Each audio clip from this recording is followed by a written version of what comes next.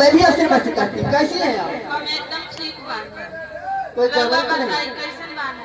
अच्छा, मैं भी ठीक हूँ। ठीक बानी। हाँ हो। खौली औली की नाही? ए बहनी, हाँ। अभी ना। अभी ना खे। खाए के आए हो तो सामने नल बा पानी पी ली हो। ए बच्ची तो तोहरे लोग खाए थे तो हम खा ले थे। अच्छा ये बात है। तो आपका नाम क्या है? ए बहनी नाम का लेना देना।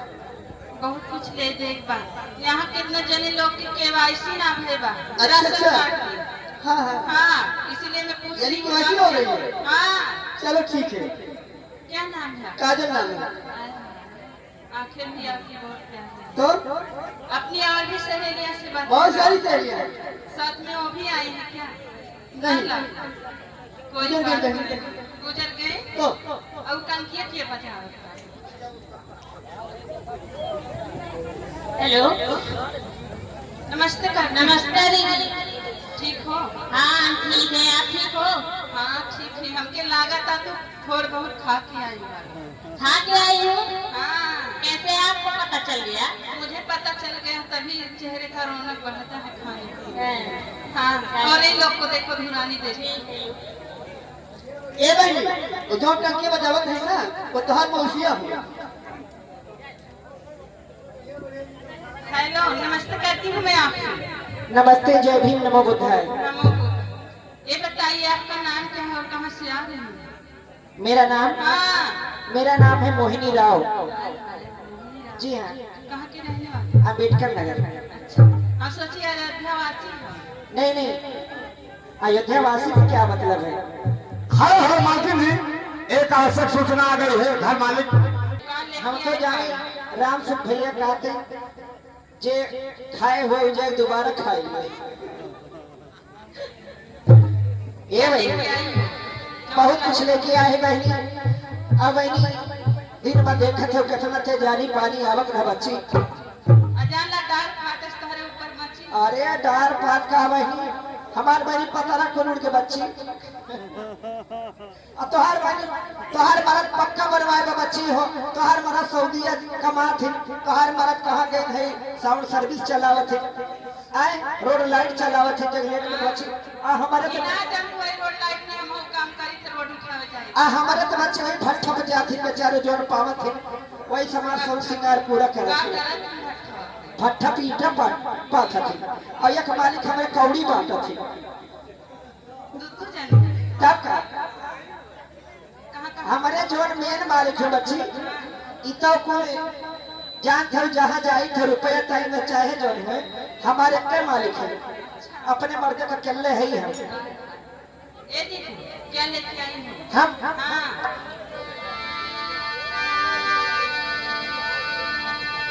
हो के हूँ दुनिया में नहीं थे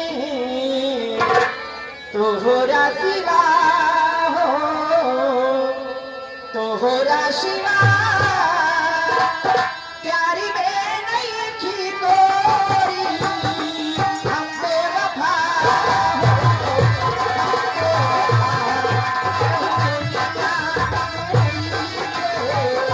तोहरा सिवा हो, तोहरा सिवा प्यारी में नहीं थी गोरी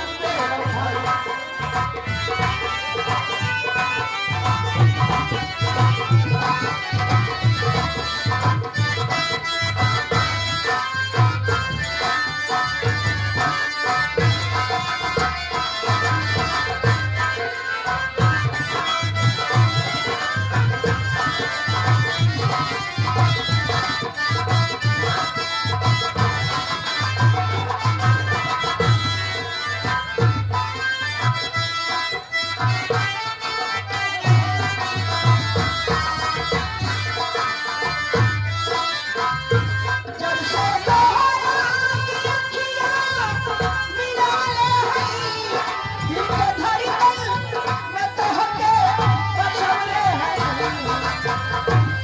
जब से तोहरा अखियाँ मिला ले हई, दिल के धड़कन में तोहके बसवले हई। ओ दुखवा के होश में ना पता नहीं कोई कितना विरह में बहवले हैं। आज गलती का मैया एहरे सजा हो, एहरे सजा चाहिए नहीं छूटे हमसे वफा